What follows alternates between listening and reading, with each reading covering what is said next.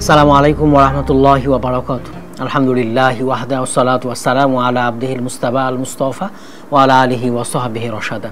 প্রিয় দর্শক, Islamic podcast থেকে স্বাগত জানাচ্ছি মাসুম বিল্লাহ বিন রেজা। আজ আমার সাথে কোহোস্ট হিসেবে রয়েছেন বিশিষ্ট ইসলামী চিন্তাবিদ, শিক্ষাবিদ, গবেষক, লেখক, বিশ্ববিদ্যালয়ের শিক্ষক ডক্টর জাকারিয়া বিন আব্দুল জলিল মাদানী।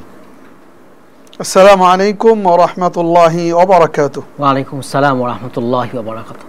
শেখ, কেমন আছেন সব মিলে? আলহামদুলিল্লাহ, বিখাইর ওয়া আফিয়া। আল্লাহ রাব্বুল আলামিন অনেক ভালো রাখছেন। আপনিও আশা করি ভালো আছেন। আলহামদুলিল্লাহ, আমিও ভালো আছি আল্লাহ তাআলার দয়ায়। আজ আমরা যে বিষয় নিয়ে কথা বলবো এটা খুবই প্রাসঙ্গিক এবং সমসাময়িক, সেটা হচ্ছে বয়কট। তো বয়কটের শুরুতে আমরা যেটা নিয়ে কথা বলবো সেটা হচ্ছে বয়কট বলতে আসলে আমরা কি বুঝি, এটা কি আসলে বয়কটটা? আলহামদুলিল্লাহ রাব্বিল আলামিন, ওয়াসসালাতু ওয়াসসালামু আলা আশরাফিল আম্বিয়া ওয়া আলা আলিহি ওয়া সাহবিহি আজমাইন, আম্মা বাদ। বয়কট বলতে আমরা যা বুঝি, কোনো ব্যক্তি অথবা কোনো প্রতিষ্ঠান, কোনো সংগঠন, কোনো রাজনৈতিক প্ল্যাটফর্ম,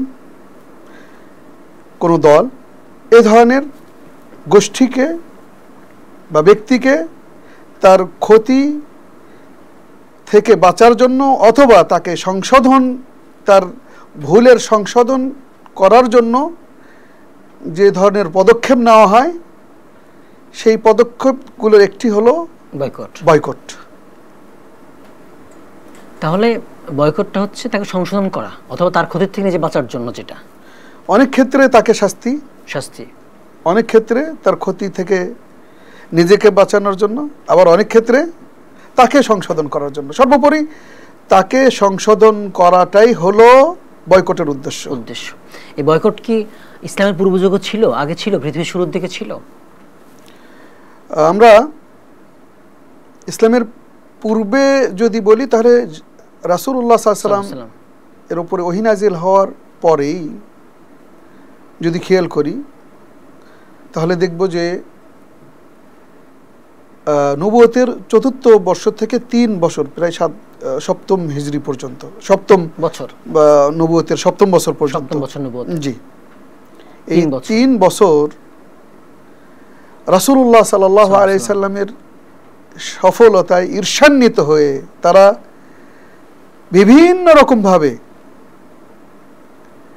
প্রথম দিকে ধমক দিয়ে, শক্তি প্রয়োগ করে, এরপরে সমঝোতা করার একটা চেষ্টা, যে তুমি আমাদের কিছু সময় করো, আমরা তোমার রবের কিছু সময় ইবাদত করি, যেটা কাফিরুন সূরাতে উল্লেখ করা হয়েছে। কিন্তু রাসূলুল্লাহ সাল্লাল্লাহু আলাইহি ওয়াসাল্লাম বলে দিলেন, লাকুম দীনুকুম ওয়ালিয়া দীন, তোমার ধর্ম তোমাদের আর আমার ধর্ম আমার, এখানে মিক্সড করার কোনো সুযোগ নেই। প্রসঙ্গে এখানে একটা গুরুত্বপূর্ণ বিষয় এসে যায়, সেটা হলো যে এই আয়াত দ্বারাই কেউ কেউ ধর্ম নিরপেক্ষতার কথা বলে, সেকুলারিজম, কিন্তু এই আয়াতই ধর্ম নিরপেক্ষতার সম্পূর্ণ বিরুদ্ধে আয়াত। এবং এই সূরার নাম কি? সূরা কাফিরুন। তার মানে যদি ধর্ম নিরপেক্ষতা থাকতো এবং প্রত্যেকের ধর্ম মানে না থাকতো, আলাদা আলাদা যদি না থাকতো, এবং যদি কোনো কিছু মেনে নেওয়ার সুযোগ থাকতো, তাহলে সূরার নাম কাফিরুন হতো না। এজন্য আমরা যেটা দলিল হিসেবে উপস্থাপন করি, সেই দলিলটা আসলে তার উপরেই এবং ভুল জায়গায় উপস্থাপন করি।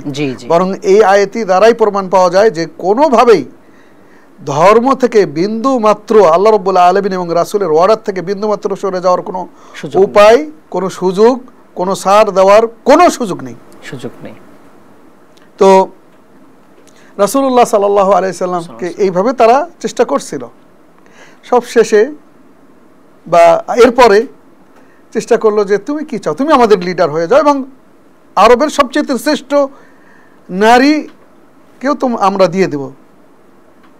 তারপরেও রাসূলুল্লাহ সাল্লাল্লাহু আলাইহি সাল্লাম তার চাচাকে ডেকে বললেন যে তারা যদি আমার এক হাতে সূর্য এক হাতে চন্দ্র নিয়ে আসে দেয়, তবুও আমি আমার যে সত্য আমি আল্লাহ রাব্বুল আলামিনের পক্ষ থেকে পেয়েছি এবং যে সত্য প্রচার করার দায়িত্ব আল্লাহ রাব্বুল আলামিন আমাকে দিয়েছেন, এখান থেকে হয় বাঁচা আর না হলে যদি মরেও যেতে হয় তবু এখান থেকে তাদের যে চিন্তাধারা সেগুলোর কোনোটি গ্রহণ করার সুযোগ নেই। এই সমস্ত সব দিক থেকে ব্যর্থ হওয়ার পরে সবচেয়ে বড় হাতিয়ার হিসেবে তারা যেটা ব্যবহার করলো, এবং খেয়াল করবেন বয়কটটা আমাদের পক্ষ থেকে কিন্তু আসে নাই, আসছে ওদের পক্ষ থেকে, কাফেরদের পক্ষ থেকে, অমুসলিমদের পক্ষ থেকে। প্রথমে তারা কি করলো, তারা রাসূলুল্লাহ সাল্লাল্লাহু আলাইহি সাল্লামের কারণে তার পুরো গোষ্ঠীকে, তার পুরো বংশ, বনি হাশিম বংশকে এইভাবে নিষিদ্ধ করে দিল যে তাদের সাথে ওঠা বসা, কথাবার্তা, কেনা বেচা, বিবাহ শাদী কোনো কিছুই করা যাবে না। কত মারাত্মক বয়কট, এবং থেকে বয়কট, এটা কি কঠিন অবস্থা গেছে। কোনো কোনো কেউ গোপনে খাবার দেওয়ার চেষ্টা করছে, কিন্তু এটা আবু জেহাল, আবু লাহাব এবং তাদের সাঙ্গপাণ্ডা যারা ছিল তারা কিন্তু সেটা নজর রাখতো, এবং তাকে যে এই কাজ করতো তাকে কঠিনভাবে বিচারের সম্মুখীন করছে। এর ফলে ওই কঠিন 3 বছরের যে ইতিহাস, একজন বলতেছেন যে আমি রাতের বেলা ক্ষুধার কারণে বের হয়ে গেছি মরুভূমির মধ্যে। বের হয়ে যাওয়ার পরে পায়ে, খালি পায়ে কি যেন লাগছে, হাড্ডির মতো, হাড়ের মতো। তো আমি কিসের হাড্ডি কি এটা আর খেয়াল করিনি, ওটা তুলে খেয়ে নিছি। এরকম কখন করে মানুষ? যখন ক্ষুধার তাড়নায় একেবারে চরমভাবে ক্ষুধার্ত হয়ে যায়, তখন কিন্তু এই অবস্থার সৃষ্টি হয়, এই অবস্থা করে ফেলে মানুষ। তাহলে কি কঠিন অবস্থা গেছে। এর পরবর্তীতে তারা এই চুক্তি নামা শুধুমাত্র মানে সবাইকে বলেই ক্ষান্ত হয়নি, বরং এটাকে কাবা ঘরের চত্বরে তারা এই চুক্তি নামা লিখছে এবং কাবা ঘরে ঝুলিয়ে রাখছে।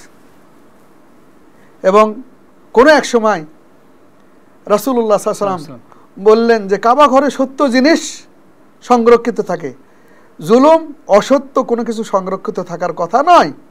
এবং তার প্রমাণ হলো আপনারা যে দেখেন চুক্তিটা নেই এবং খেয়ে ফেলছে, পোকা খেয়ে ফেলছে। এবং এই কথা শোনার পরে আস্তে আস্তে সবাই এক জায়গা হয়ে তারা সবাই যে দেখলো যে আসলে নাই, এই চুক্তি নাই। তখন মুসলমানদের জন্য এবং বনি হাশিম গোত্রের জন্য যাদের সফট কর্নার ছিল, তারা বলল যে চুক্তি যেহেতু নেই তার মানে এটা আল্লাহ রাব্বুল আলামিন চান না এবং এটা জুলুম, তাহলে এটা ব্যবহার করা যাবে না এবং আজ থেকে এটা বাতিল। এবং মুহাম্মদ সাল্লাল্লাহু আলাইহি সাল্লাম কাবা ঘরের ভিতর ঢুকেনি, তার কাছে চাবিও নাই, সে এই ঘরের দায়িত্বও নাই, অথচ সে ওখান থেকে বলে দিচ্ছে যে চুক্তি শেষ, পোকায় খেয়ে ফেলেছে, সুতরাং এই চুক্তি বাতিল এবং আমরা আজ থেকে এটাকে বাতিল ঘোষণা করলাম, আমরা এটা মানি না।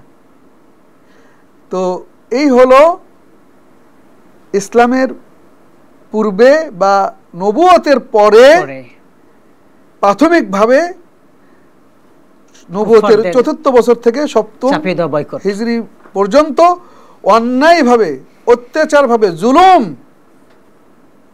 এবং জুলুমের সর্বোচ্চটা তারা রাতের অন্ধকারে কেউ যদি খাবার পৌঁছানোর চেষ্টা করছে, পানি পৌঁছানোর চেষ্টা করছে, তাদেরকে দেওয়া হয়নি। তো এটা তো আমরা নই, শুরুটা তারাই করছে এবং তারাই আমাদেরকে শিখাই দিয়েছে। এবং এটা প্রমাণ করে যে তাহলে এটা তার আগেও ছিল। একইভাবে সালমান ফারসি রাদিয়াল্লাহু তাআলা আনহু ইয়ে করার সময় যখন তিনি বললেন যে যখন আমরা শত্রুর সাথে পারতাম না, তখন আমরা নিজেরাই কি করতাম, বাড়ির চতুর্পাশে গর্ত খনন করে নিতাম, পরীক্ষা খনন করে নিতাম। তার মানে এটাও এক প্রকার, অনেক সময় বোঝা যাচ্ছে ওই সমাজেও এই ধরনের কিছু অ্যাক্টিভিটিস ছিল যার মাধ্যমে এই বয়কট ব্যবহার হয় বা এটার প্রচলন ছিল বলে আমরা ইসলামের আগেও মনে হচ্ছে। আল্লাহু আলাম, আমরা পাচ্ছি এগুলো। জি, এই বয়কটের ব্যাপারে ইসলাম কি বলছে, বিধানটা কি ইসলামের? এই বয়কটের ব্যাপারে ইসলামের বিধানটা কি? বয়কটের ব্যাপারে একইভাবে ইসলামের পরে শুরুর দিকে রাসূলুল্লাহ সাল্লাল্লাহু আলাইহি সাল্লাম মদিনায় হিজরত করে গেলেন। জি জি। এরপরে সেখানে প্রথম দিকে যে সারাইয়া ছোট ছোট যুদ্ধ যেগুলো পরিচালনা করছেন খণ্ড খণ্ড, হামজা আব্দুল মুত্তালিবের নেতৃত্বে, তারপরে অন্যান্য সাহাবাদের নেতৃত্বে যেগুলো ছোট ছোট গোষ্ঠী 3 জন 10 জন এরকম করে বিভিন্ন এরিয়ায় পাঠানো হয়েছিল। এগুলোর উদ্দেশ্যই ছিল আশেপাশের শক্তিশালী গোত্রকে অর্থনৈতিক দিয়ে দুর্বল করা এবং সাথে সাথে আমরা যে শক্তিশালী এবং আমাদেরকে যে চাইলেই শেষ করার কোনো সুযোগ নেই, এটা এক প্রকার মনস্তাত্ত্বিক যুদ্ধ বা কৌশল, যুদ্ধের একটা কৌশল ছিল, ব্রেনের মার যেটাকে আমরা বলি অনেক সময়, যে তারা এসে আশেপাশের গোষ্ঠীকে বলে দিছে যে আমরা শক্তিতে খুব বড়, সুতরাং আমাদেরকে তোমরা কিছু করতে যেও না। তো এই ক্ষেত্রে এই সারাইয়াগুলো বা সারিয়াগুলো এগুলো কিন্তু অর্থনৈতিকভাবে দুর্বল করে দেওয়া এবং তাদের শক্তিকে দুর্বল করে দেওয়া এবং মুসলমানদের শক্তিকে প্রকাশ করা, জানান দেওয়া, এটা আমরা দেখতে পাচ্ছি। জি জি। একই সাথে এর মধ্যে আমরা দেখি সুমামা বিন আসাল, উনি ইয়ামামা এরিয়ার। জি। তো তিনি রাসূলুল্লাহ সাল্লাল্লাহু আলাইহি ওয়াসাল্লামের কাছে আসলেন, খুব প্রভাবশালী, ইয়ামামা এরিয়ার খুব প্রভাবশালী ব্যক্তিত্ব তিনি আসলেন এবং ইসলাম ধর্ম গ্রহণ করলেন। বুঝলেন, বোঝার পর রাসূল সাল্লামকে বিভিন্ন প্রশ্ন করলেন, করার পরে তিনি ইসলামটাকে সত্য পেলেন এবং ইসলাম ধর্ম গ্রহণ করলেন এবং তিনি বললেন যে আমি উমরা করব। রাসূল সাল্লাম বললেন যে না, তোমার ব্যাপারে আমি ভয় পাচ্ছি। তো উনি বললেন যে রাসূল আমাকে অনুমতি দিন, ওই ভয়টা আপনি আর করার দরকার নেই, ইনশাআল্লাহ আমার সেই প্রভাব আছে তাদের উপরে। আচ্ছা। এরপর তিনি অনুমতি নিয়ে কাবা ঘরে তওয়াফ শেষ করে বললেন যে শোনো, এখন থেকে আমি মুসলমান হয়ে গেছি এবং এই কাবা ঘরে একেবারে যে তওয়াফ আমি করলাম, যে উমরাটা করলাম, খালেস তোমাদের মতো শিরক মিশ্রিত তওয়াফ আমি করি নাই, এবং এখন থেকে আমি মুহাম্মাদের সাথী বা সাহাবী, মুহাম্মদ সাল্লাল্লাহু আলাইহি ওয়াসাল্লামের পক্ষে, এবং আমি মুসলমান। এবং জেনে রাখো, যতক্ষণ পর্যন্ত মুহাম্মদ সাল্লাল্লাহু আলাইহি সাল্লাম অনুমতি না দেবে ততক্ষণ পর্যন্ত আমার এরিয়া থেকে যে বৃহৎ একটা অংশ, গমের যে অংশ, খাদ্য খাবারের যে অংশ গম আসে তোমাদের এই মক্কা এরিয়াতে, কখনোই রাসূলুল্লাহ সাল্লাল্লাহু আলাইহি ওয়াসাল্লাম এর পরে অনুমতি না দিলে একটা দানা, গমের একটা দানা তোমাদের কাছে পৌঁছাবে না। এটাও কিন্তু এক প্রকার বয়কট, খাদ্য বয়কট। জি, এটাও এক প্রকার বয়কট। মুহতারাম, আপনি যে ঘটনাটা বলছিলেন সেম একটা ঘটনা সহিহ বুখারীতে আসছে, সাদ রাদিয়াল্লাহু আনহুর। জি। তিনি উমরা করতে আসছিলেন, আবু জেহেল বলল তুমি ইসলাম গ্রহণ করছো, তারপরে তোমাদের সঙ্গীরা তাদের নিরাপত্তা দিয়েছো, তো এটা তো হয় না, আমরা মেনে নিতে পারছি না। তখন তিনি বললেন যে যদি আমাকে বাধা দাও উমরা করতে, তাহলে কিন্তু আমি সিরিয়ার ব্যবসা বাণিজ্য বন্ধ করে দিব। আল্লাহু আকবার। জি, এরকমই, এটা এক প্রকার বয়কটের ভয় দেখানো। জি, এটা বয়কট, এই ধরনের বয়কট বা বয়কটের ভয় দেখানো। জি জি। একইভাবে রাসূলুল্লাহ সাল্লাল্লাহু আলাইহি ওয়াসাল্লাম বদরের যুদ্ধের পরে যখন বিশাল বিজয় আসলো, মাত্র তারা 319 জন। জি। আমরা বলি যে 313 সংখ্যা 13 জন, এটা কিন্তু ঐতিহাসিকভাবে গ্রহণযোগ্য হলো 319 জন। তো বদরের যুদ্ধে 319 জন সাহাবা নিয়ে নতুন রাষ্ট্র হিসেবে 1000 একেবারে শক্তিশালী, জি জি, সব দিক থেকে শক্তিশালী, অর্থনৈতিক বলি, তারপরে অস্ত্র রসদ যেগুলো ছিল সেগুলোর, এই সশস্ত্র বাহিনীর বিরুদ্ধে জয়লাভ করেন এবং সেখানে আবু জাহালের মতো ব্যক্তি, আরো উমাইয়ার মতো ব্যক্তি, তারা কিন্তু এই যুদ্ধে নিহত হয়। 70 জনের মতো ব্যক্তিরা, নেতৃত্বস্থানীয় ব্যক্তিবর্গ, এবং এর মাধ্যমেই ফরকান, কারা সত্য সেটা সারা বিশ্বব্যাপী জানা যায় সেই সময়। তো বানু নাদির তারা এটা মেনে নিতে পারেনি, ইহুদি মদিনার, এবং তারা বিভিন্ন রকম উদ্ভট কথাবার্তা, হিংসা, তাদের এটা স্বভাব। সবচেয়ে যারা পৃথিবীতে হিংসাত্মক মনোভাব পোষণ করে ইহুদি জাতি, অন্যের ভালো দেখতে পারে না, এবং অর্থ সম্পদ অন্যের সুদ ঘুষের মাধ্যমে কৌশল করে বিভিন্নভাবে হাতায় নেয়, এটা হলো ইহুদি জাতি। বর্তমান সে জানান দিচ্ছে সেই, এবং এরা হলো সবচেয়ে বড় শত্রু। জি জি, এবং আমরা এটা দেখতে পাচ্ছি স্পষ্ট করে, বর্তমান সময় দেখতে পাচ্ছি। জি, তো সেই বানু নাদির তারা বলল যে এমন মুহাম্মদ এমন লোকদের সাথে যুদ্ধ করছে যারা যুদ্ধনীতি বোঝে না, কৌশল জানে না। জি, তো আমাদের সাথে এরকম হলে হতো, এরকম একটা অবস্থা। জি, পরবর্তীতে রাসূলুল্লাহ সাল্লাল্লাহু আলাইহি ওয়াসাল্লাম তাদের এটা চুক্তির মধ্যে ছিল তারা। জি জি, এবং মদিনার যে সনদ, সেই সনদ অনুযায়ী তারা একক শক্তি, কিন্তু এই শক্তির মধ্যে থেকে তারা যেন এরকম বিভিন্ন কথাবার্তা বলে, এমনকি মক্কার কাফেরদের সাথে সমবেদনা জানায় এবং তাদের সাথে লিয়াজু মেইনটেইন করে, তখন আর তাদেরকে বন্ধু ভাবা যায় না, একই শক্তি হিসেবে ধরা যায় না, বরং চুক্তি ভঙ্গকারী হিসেবে বিবেচিত হবে। এবং এটি হয়, এবং রাসূলুল্লাহ সাল্লাল্লাহু আলাইহি ওয়াসাল্লাম দ্রুত সাহাবাদেরকে বলেন যে তোমরা দ্রুত সেখানে যাও এবং তাদেরকে ঘেরাও করো। এবং তারা শক্তিশালী ছিল যে তারা বের হচ্ছে না, তারা তাদের ঘরের ভিতরে খাবার টাবার নিয়ে তারা আগে থেকে রেডি ছিল, দুর্গ একরকম ঘর দুর্গ তৈরি করে তারা সেখানে অবস্থান করতেছিল। এই অবস্থায় তাদেরকে ভয় দেখানোর জন্য বারবার তাদেরকে বলার পরেও যখন তারা বের হচ্ছে না, তখন সেই সময় তাদের যে ক্ষেত খামার ছিল সেগুলোতে দুই একটা গাছে, বিশেষ করে খেজুরের শুকনো গাছে রাসূলুল্লাহ সাল্লাল্লাহু আলাইহি ওয়াসাল্লাম আগুন লাগাই দিলেন তাদেরকে ভয় দেখানোর জন্য। জি জি। তো এরপরে এই যে তাদেরকে চতুর্পাশ দিয়ে ঘেরাও করলেন, বন্দি করলেন, তাদেরকে খাবার পৌঁছাতে দিলেন না, এরপর তারা বাধ্য হলো তাদের ঘরের দরজা আটকায় দিতে, এরপরে সেখান থেকে তাদেরকে আবার অন্য জায়গায় স্থানান্তর করলেন, সিরিয়ার একটা জায়গায়। তো এগুলো সবই ছিল কি, এটাও এক প্রকার বয়কট। কারণ কি, কারণ তারা ওই চুক্তি ভঙ্গ করছিল, চুক্তি ভঙ্গ করার কারণে এই অবস্থা, তাদের শাস্তি এটা। জি। এরপরে আমরা ইসলাম মক্কা বিজয়ের পরে জি দেখতে পাই রাসূলুল্লাহ সাল্লাল্লাহু আলাইহি ওয়াসাল্লাম তায়েফে উঁচু জায়গা এবং চতুর্পাশে পাহাড়, এবং এটাও একটা দুর্গের মতো। তো যদি দুই সাইড দিয়ে বন্ধ করে দেওয়া হয় তাহলে লোকজন পৌঁছানোটা কঠিন, এমনকি সেই দুই সাইডেও যেতে হয় পাহাড় ডিঙ্গায়, মাঝখানে সমতল জায়গা। আপনি যদি রিয়াদের দিক থেকে আসেন তাহলে পাহাড় টপকায় ভিতরে ঢুকতে হবে, একইভাবে তাইফ থেকে যদি মক্কার দিকে আসেন তাহলে ওই পাহাড় টপকায় আসতে হবে, এরকম একটা অবস্থা আর কি। তো এখানেও তারা ওই পথটা, ওই একটা কৌশলটা ব্যবহার করে তারা নিজেদেরকে বন্দী করে রাখলো।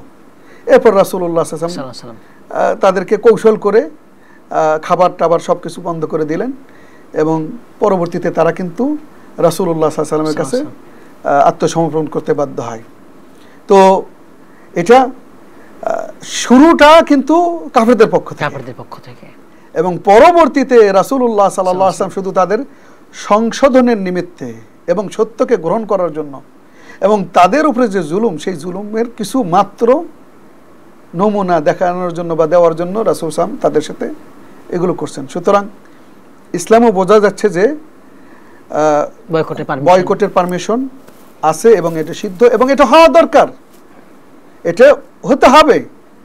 না হলে আপনি আমার ভাইকে মারবেন, আবার আমার কাছ থেকে সুবিধা নেবেন, এটা বিবেকে কোনোভাবে হতে পারে না। কিভাবে হয়? আর আমি বা সুবিধা দিতে রাজি হই কি করে? আমার ইমানের বিষয়টা কোথায়? প্রশ্নবিদ্ধ কমতি আছে। পৃথিবীর সব মুসলিম তো কাজাসাদিন ওয়াহিদিন। জি, কাজাসাদিন ওয়াহিদ, একটা দেহের মতো, বুনিয়ানুম মারসুস। শুধু বডি নয়, বরং সীসা ঢালা প্রাচীর, তাদের মধ্যে যে সম্পর্কটা, এই সম্পর্কর ভিত্তি কোথায়? ভিত্তি হলো যে কেউ যদি অসুস্থ হয় তাহলে ঠিক শরীরের কোথাও আঘাত পেলে সেই আঘাতের ফলপ্রসূ কি হয়, সারা শরীর টেম্পারেচার বেড়ে যায়, জ্বর আসে। জি জি। এটা কি কারণে?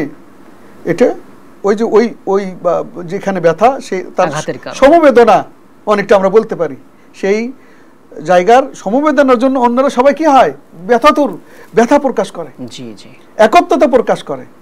ঠিক এই উদাহরণটাই দেওয়া হয়েছে গোটা মুসলিম জাতি, গোটা মুসলিম জাতির জন্য। উম্মাহ আর উম্মাহ অমুসলিমদের কর্তৃক, তাও ইহুদিদের কর্তৃক লাঞ্ছিত হবে, নিষ্পেষিত হবে এবং তাদের বৈধ অধিকার থেকে বঞ্চিত হবে, তাদের দেশ থেকে বিতাড়িত হবে এবং সেই ক্ষেত্রে তারা আমাদের সুবিধাও নিয়ে নেবে, অর্থনৈতিক সুবিধা। এটা কখন হতে পারে না এবং এটা একজন মুসলমান কোনোভাবে এটা দিতে পারে না, মেনে নিতে পারে না এবং এটা মানা উচিত না। এবং যদি মানে ইচ্ছাকৃতভাবে, তাহলে তার ঈমান থাকবে না। জি জি, কারণ সে অমুসলিমকে সাহায্য করছে। জি, এটা ঈমান ভঙ্গের একটা কারণ। জি, অমুসলিমকে সাহায্য করার যে ঈমান ভঙ্গের বিশেষ করে 10টি কারণের মধ্যে একটি হলো যে অমুসলিমকে সাহায্য করা মুসলমান ভাইয়ের উপরে, মুসলমানের বিরুদ্ধে। এবারে যে বিষয়টা নিয়ে কথা বলবো, বর্তমান সময় বয়কট, এটা আমরা বয়কট আমাদের করা দরকার এবং সেটা প্রথমত নিজের থেকেই শরীরের দিকে যদি তাকায়, আমি যে স্যান্ডেলটা পরে আছি, যে শুটা ব্যবহার করতেছি, একই সাথে যে কাপড়টা পরে আছি, উপরেরটা টুপি, ঘড়ি, আমার মনে হয় এগুলো থেকে শুরু হওয়া দরকার। যে এর মধ্যে কোনটা আছে যেটা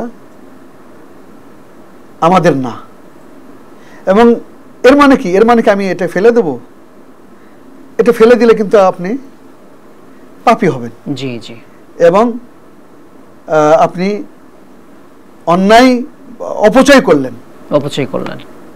জি জি, আপনি যেহেতু ক্রয় করে ফেলছেন যেটা, এটাকে শেষ করতে হবে, এটা কোনোভাবেই নষ্ট করা যাবে না। এবং এই একইভাবে আমার থেকে শুরু করতে হবে যে ভবিষ্যতে আর এই ধরনের কোনো জিনিসপাতি আমি কিনবো না।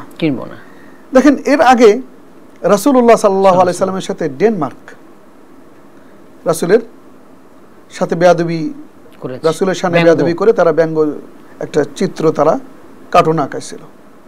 আমরা ভুলে গেছি বিষয়টা হয়তোবা।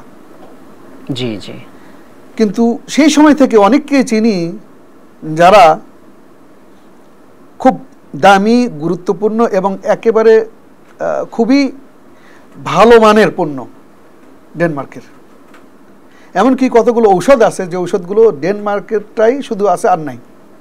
আচ্ছা, এরপরেও আমরা এমন এমন শায়েখ মাশায়েখ ভাইদেরকেও পাইছি যারা এটা যখনই দেখছে ডেনমার্ক ব্যবহার করেননি, এখন পর্যন্ত ব্যবহার করে না, বলে যে না, আমার জীবনের চাইতে রাসূলুল্লাহ সাল্লাল্লাহু আলাইহি ওয়াসাল্লামের মর্যাদা বেশি, সুতরাং সে এই দেশ না। রাসূল ব্যঙ্গ করেছিল, মূর্তি আঁকিয়েছিল। একই সাথে এখন পর্যন্ত কিছু কিছু ব্যবসায়িক ভাইদেরকে চিনি, সে ওই কারণেই তার ওই পণ্যগুলো, ব্যবসায়িক পণ্য, ওই পণ্যগুলার দোকানে তুলেন না, নিয়ে আসে না। এটাই হলো নিয়ম, এটা মুমিনের বৈশিষ্ট্য, এটা বৈশিষ্ট্য এবং এমনটি হওয়া দরকার। জি জি। এখন আপনি নির্দিষ্ট একটা দেশের, ইসরায়েল অথবা আমেরিকা অথবা ভারত, জি, ইন্ডিয়া, এদের ইয়েগুলোকে বয়কট করতে বলতেছেন। ডেনমার্ক হারায় গেল কেন? সেতো ডেনমার্ক হারালে কেন আমাদের? একই সাথে ফ্রান্স, তারাও এই কাজ করছে, তারাও তো এই কাজ করছে। তাদের পণ্যগুলো আমাদের ব্রেন থেকে, বা তারাও যে শত্রু, এর আওতায়। আবার এমনও হতে পারে আমাদের দেশে হতে পারে এমন কোন গ্রুপ হতে পারে যারা রাসূলুল্লাহ সাল্লাল্লাহু আলাইহি ওয়াসাল্লামকে শেষ নবী মানেন না, বা ব্যঙ্গ করে, খারাপ মন্তব্য করেন তাকে, অথবা কোনো ব্যক্তির উপর থাকতে পারে, গার্মেন্টস থাকতে পারে বা অন্য কোনো থাকতে পারে, যারা ব্যক্তিগত জীবনে তারা মুসলমান তো নয়, যদিও নাম মুসলমান, কিন্তু বরং ইসলামপন্থীদেরকে হিও করে, ইসলামকে হিও করে, এবং কি তার কোম্পানিতে কাউকে চাকরি দেওয়ার ক্ষেত্রে সে যদি কখনো দেখে সে সালাতে গেছে, তাহলে তার চাকরি বাতিল। প্র্যাকটিসের মুসলিম পছন্দ করে না, চায় না তার কোম্পানিতে এমপ্লয়ি হিসেবে। এই ধরনের ব্যক্তি কিন্তু আমাদের সমাজেই আছে, এবং তাদেরকে কি আমরা চিহ্নিত করতে পারছি? এদেরও চিহ্নিত হওয়া দরকার। এগুলো বয়কটের আওতায় এবং এদের বয়কটটা ওই বাহিরের চাইতে এদের বয়কটটা আরো বেশি হওয়া দরকার আমাদের। বেশি হওয়া দরকার।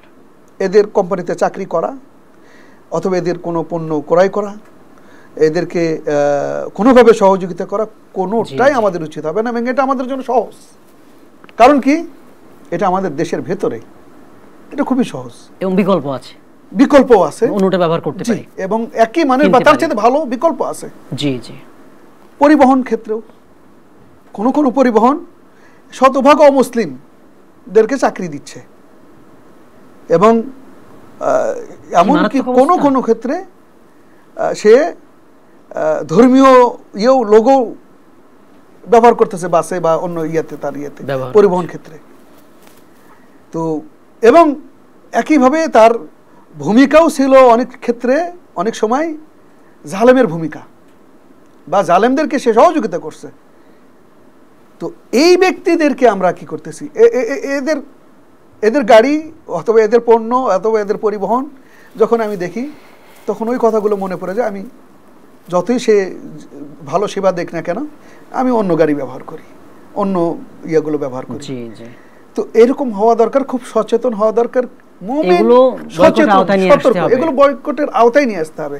কিন্তু আমরা সমকালীন যে বিষয়টা দেখলাম, সেগুলো আমাদের উপকার চাইতে ক্ষতিটাই যেন, বা যেটা হওয়া দরকার ছিল, সেই উপকার যেটা হওয়া দরকার ছিল সেটাকে অনেকটাই মিলান করে দিছে আমাদের কতিপয় ব্যক্তিদের কর্মকাণ্ড, কার্যক্রমের কারণে। জি, একটা হলো প্রকৃত পক্ষেই যেই দেশ শুরু থেকেই তারা 100% দলিল আদিল্লা সহ, আমরা জানি ডকুমেন্ট সহ,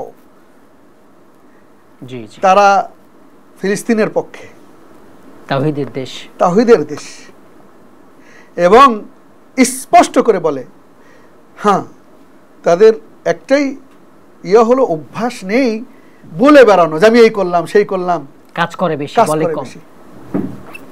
এবং আমাদের দেশে অনেক ভাইরা সেখানে কাজ করে, লক্ষ লক্ষ ভাইরা কাজ করে সেখানে। সেই দেশে আমাদের ভাইদের দিকে যদি একটু খেয়াল করতাম, তারা যদি চায় এই এত বড় একটা রেমিটেন্স ওয়ালা দেশ যেখান থেকে আসে বন্ধ হয়ে যাবে, তাদের ব্যাপারে এমন কিছু করলাম যেটা উচিত হয় না আমাদের, এবং এটা সতর্ক হওয়া দরকার। এবং রাষ্ট্রের এই ক্ষেত্রে ভূমিকা আছে। চলেই গেল, তারা জানতে পারলো, রাষ্ট্রভাবে জানতে পারলো, জি, আমাদের প্রবাসী ভাইদের সমস্যা হয়ে গেল। জি, এবং হচ্ছে এটা সতর্ক হওয়া দরকার, রাষ্ট্রের ব্যবস্থা নেওয়া দরকার এই ধরনের ইয়েতে। এবং এই ক্ষেত্রে না জানার কারণে, মূর্খতার কারণে, এবং এই ক্ষেত্রে কিছু কিছু বিষয় কিন্তু আলহামদুলিল্লাহ আমাদের প্রশাসন বিতর্কিত অনেক সময় ওই ইয়েসগুলো ছিল, সেগুলো কিন্তু অনেকগুলোই তারা করছে, নামিয়ে ফেলছে, বাধা দিচ্ছে।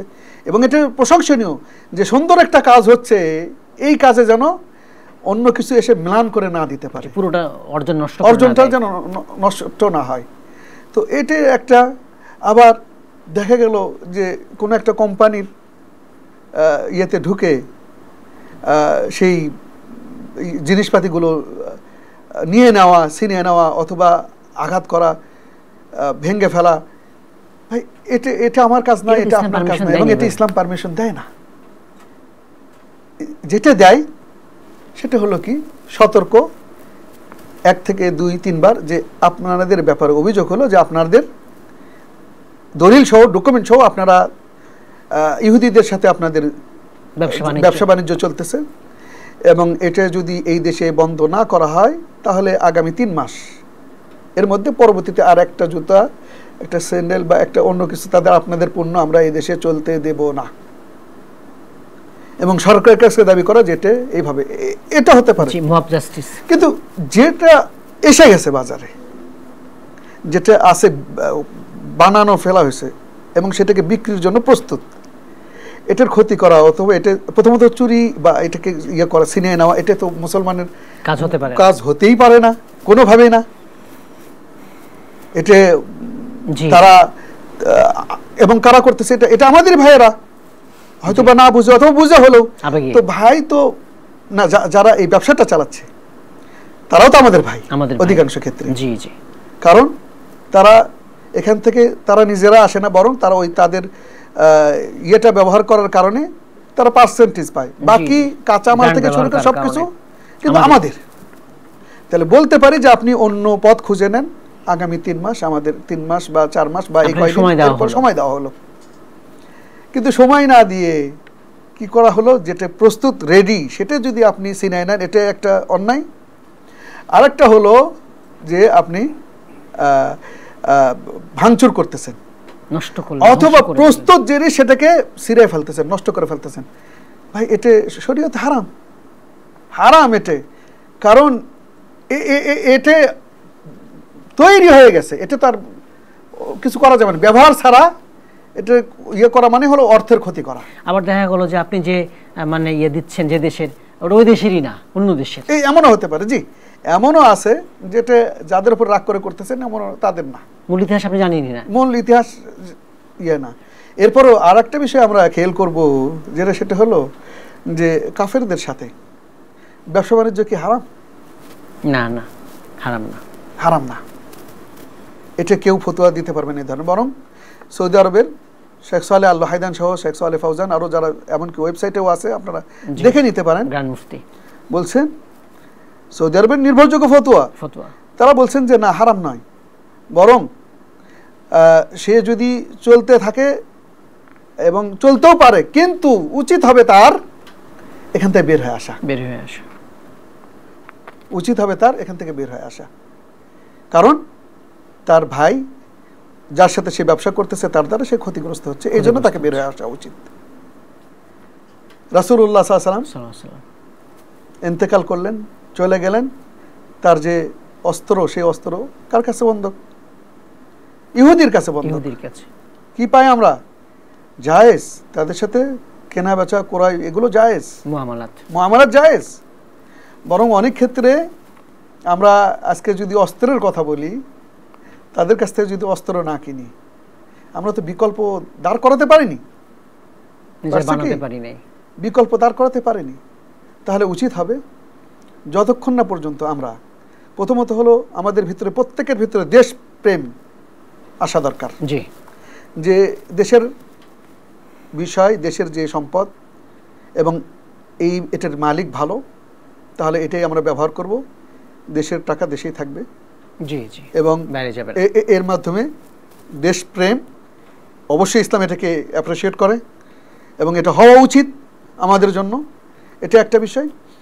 বিদেশের যে পণ্যগুলো আসতেছে, এবং আশ্চর্যের বিষয়, আমাদেরই অনেক ক্ষেত্রে আমরা বাইরে দেশে দেখতে পাই যে বড় বড় মেগামল যেগুলো আছে বা মল যেগুলো আছে, সেইগুলোতে সবচেয়েতে আমাদের যে দেশের যে প্রোডাক্ট, সেই প্রোডাক্টগুলোর দাম বেশি, সবচেয়ে দাম বেশি। বিশাল ব্যাপার তো। হ্যাঁ, এবং অনেকবার অনেক ক্ষেত্রে আমি ওই জায়গায় যে এবং বলছি যে দেখো এটার দাম এত, এবং এই দেশের আমি তো নিজেকেও খুব ভালো লাগে বিদেশে পরিচয় দিতে, বাংলাদেশি। তো আমি আবার জিজ্ঞেস করতাম যে এটার দাম এত বেশি হওয়ার কি কারণ? বলছে যে দেখো এটার যে গুণগত মান, এটা আর কেউ, কোয়ালিটি এটা আর কেউ দিতে পারে না। তো আমাদের পণ্যগুলো কিন্তু খুবই ভালো, কিন্তু আমাদের সমস্যাটা হলো মানসিকতা, যে আমাদের দেশের দেশের এই সেই, অথচ আমাদের দেশের পণ্য দেশ বাহির থেকে আমরা অনেক সময় কিনে নিয়ে আসতেছি, দেশেরটা ভালো লাগতেছে না, বাহিরের থেকে কিনে নিয়ে এসে দেখতেছি যে ওই লোগোর উপরে অন্য লোগো, অন্য দেশ, মেড ইন অন্য কোনো দেশ লিখে রাখছে, সেটা কত সময় উঠে যায়, দেখা যাচ্ছে মেড ইন বাংলাদেশ। আমরা কত বোকা! তাহলে আমাদের দেশ আলহামদুলিল্লাহ, আমাদের নিজ হাতে যে ইয়েগুলো তৈরি, সেগুলো কিন্তু অনেক ভালো, মানসম্মত। তাহলে মানসম্মত এগুলোর উপরে আমরা ব্যবহার করার জন্য আমরা নিজেরা চেষ্টা করি, এটা একটা।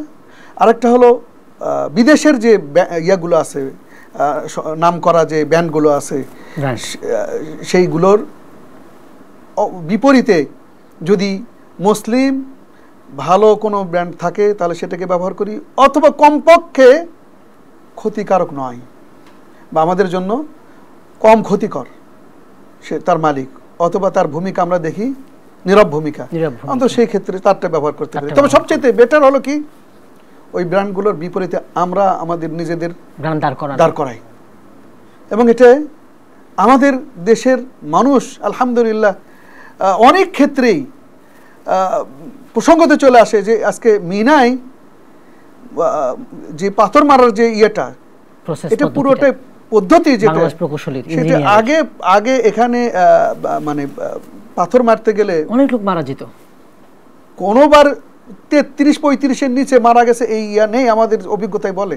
সেখানে যেহেতু প্রত্যেকবারই দায়িত্বে ছিলাম 16 বছর প্রায়, তো সেই ইয়েতে বলি যে আমরা এই যে নতুন যে পদ্ধতি এটা কিন্তু আমাদের বাংলাদেশেরই ইঞ্জিনিয়ার এটা করে অবদান তার। এমনকি সৌদি আরবের আমরা যতদূর জানছি একজন রাষ্ট্রপ্রধানের বাদশা সালমানের যিনি ব্যক্তিগত ডাক্তার তিনিও বাংলাদেশী।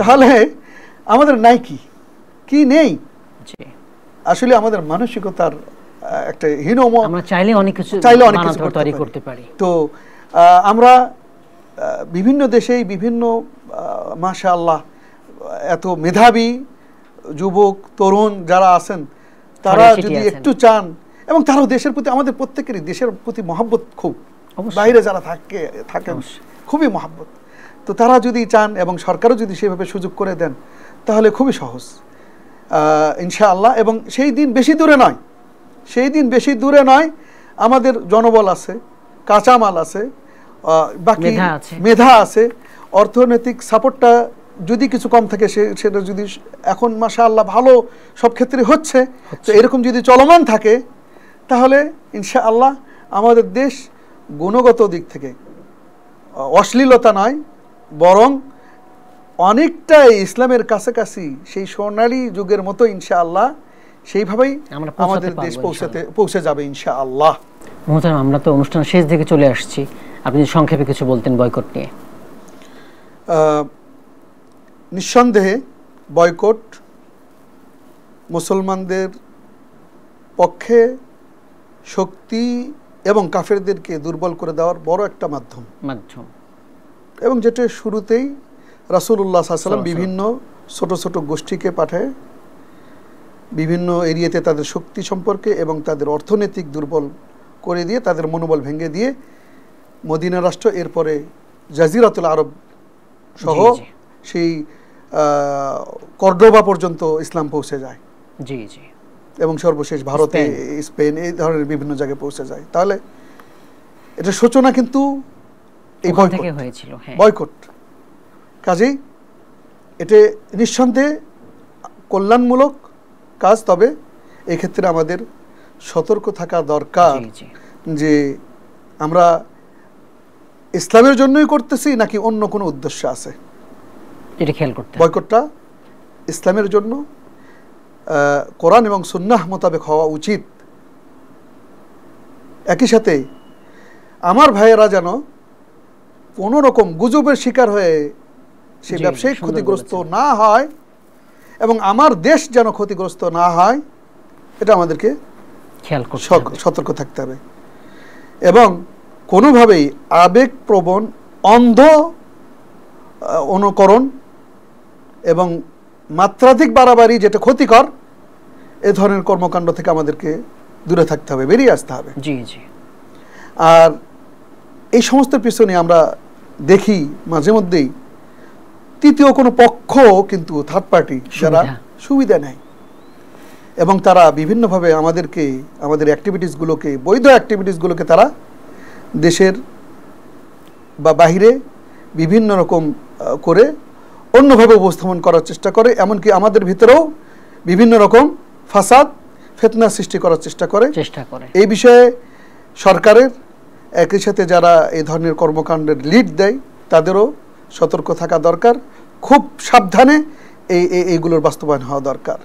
একই সাথে বয়কটটা আজ নয়, একদিন নয়, 2 দিন নয়, অথবা এই সময় শুধুমাত্র তারপরে আবার আগের ভুলে গেলাম, এটা নয়। বলছিলাম যে ডেনমার্ক আমার রাসূলুল্লাহর শানে বেয়াদবি করেছে, ফ্রান্স বেয়াদবি করছে, আরো যারা বেয়াদবি করছে, এমনকি আমাদের দেশেও ব্যক্তি হতে পারে, প্রতিষ্ঠান হতে পারে, দেশ হতে পারে, আমাদের দেশেও হজ নিয়ে ইতিপূর্বে মন্তব্য করছে, জি জি, তাই না, কেউ কেউ আছে, জি জি। তো এই ধরনের ব্যক্তি তারা কোনোভাবেই তারা সহযোগিতা পাওয়ার, সিম্প্যাথি পাওয়ার অথবা তাদের প্রতিষ্ঠান কোনোভাবে সহযোগিতা পাওয়ার অধিকার রাখে না, এবং আমরা তাদের কাছ থেকে দূরে থাকবো, এবং তাদের যেন আমাদের রুজি রোজগারের আয়ের মাধ্যম যেন তারা না হয়, এই বিষয়টা আমাদের সতর্ক থাকতে হবে।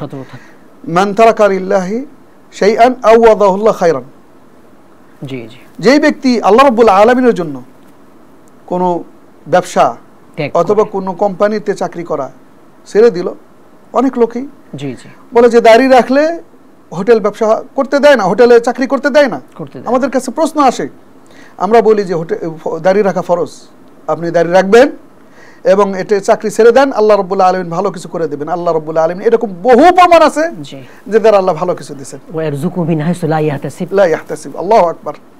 এজন্য আমরা একেবারে এই বয়কট শুরু করব স্থায়ীভাবে, এবং আমার বাড়ি থেকে, আমার নিজে বাসায় যে দেখবো যে কি কি আছে, জি জি, কি কি, যখন আমি বাজারে যাব কি কি করা দরকার, কেনাকাটা দরকার, এবং কোনটা কিনবো না সেটা দোকানদারকেও বলা দরকার যে ভাই এটা কিনতেছেন এই জন্য, এবং আমার মতো আরো অনেক ভাই আছে, আপনি দয়া করে রাখেন না। তাহলে সেখানে দাওয়াতি কাজ হলো, তাকেও বোঝানো হলো, সেও ব্যবসায়িক যাতে ক্ষতিগ্রস্ত না হয় এই জন্য তাকে সতর্ক করে দিলেন, এবং সে বিকল্পগুলো নিয়ে আসবে, উপস্থাপন করবে। এইভাবে কিন্তু আমরা মুসলমানরা অর্থনৈতিক দিক দিয়ে শক্তিশালী হব, এবং কাফেররা দুর্বল হয়ে যাবে, এবং তখনই আমাদের বিজয় সুনিশ্চিত ইনশাআল্লাহ। এবং কখনোই ইহুদি, খ্রিস্টান, হিন্দু কখনোই তারা মুশরিক, তারা কখনোই আমাদের বন্ধু, কল্যাণ চায় না। যতক্ষণ না পর্যন্ত আমরা তাদের অংশ না হব, ততক্ষণ পর্যন্ত তারা আমাদের প্রতি সন্তুষ্ট হবে না। এটা বলছেন। এই জন্য তাদেরকে অর্থনৈতিকভাবেই কৌশলে বয়কট করেই আমাদের অর্থনীতি শক্তিশালী করতে হবে, এবং আমাদের উপস্থিতিকে জানান দিতে হবে, এবং এর মাধ্যমে আমাদের ইউনিটি গড়ে উঠবে, এবং এর মাধ্যমে আমরা মুসলিম উম্মার ঐক্যের মাধ্যমে আমরা সুনিশ্চিত বিজয়ের দিকে এগিয়ে যেতে পারবো ইনশাআল্লাহ। আমিন। জাযাকাল্লাহু খাইর। আপনি আমাদের মূল্যবান সময় দিয়েছেন, তথ্যবহুল আলোচনা করেছেন, আপনাকে অনেক ধন্যবাদ। আপনাকেও ধন্যবাদ। প্রিয় দর্শক, আজ আমরা কথা বলছিলাম দি ইসলাম পডকাস্ট অনুষ্ঠানে বয়কট নিয়ে। মোহতারাম সুন্দর করে বলে দিয়েছেন, বয়কট ব্যক্তিগতভাবে হতে পারে, সামাজিকভাবে হতে পারে, জাতীয়ভাবে হতে পারে, আন্তর্জাতিকভাবে হতে পারে। বয়কট ইসলাম পূর্বেও দেখা যাচ্ছে, ইসলাম ইতিহাসে দেখা যাচ্ছে, আর ইসলামের বিধান রয়েছে বয়কটের ব্যাপারে। তাই আমরা এটা গ্রহণ করব। আর এটা কেন? এটা হচ্ছে অমুসলিমদের অর্থনৈতিকভাবে দুর্বল করে দেওয়া, তাদের মনোবল ভেঙে দেওয়া, আর এটাও আমাদের জিহাদের অন্তর্ভুক্ত হয়ে যাবে। আল্লাহ তাআলা আমাদের সবাইকে এই বয়কট এটা গ্রহণ করার তৌফিক দান করুন। আমিন। আসসালামু আলাইকুম ওয়া রাহমাতুল্লাহি ওয়া বারাকাতুহু।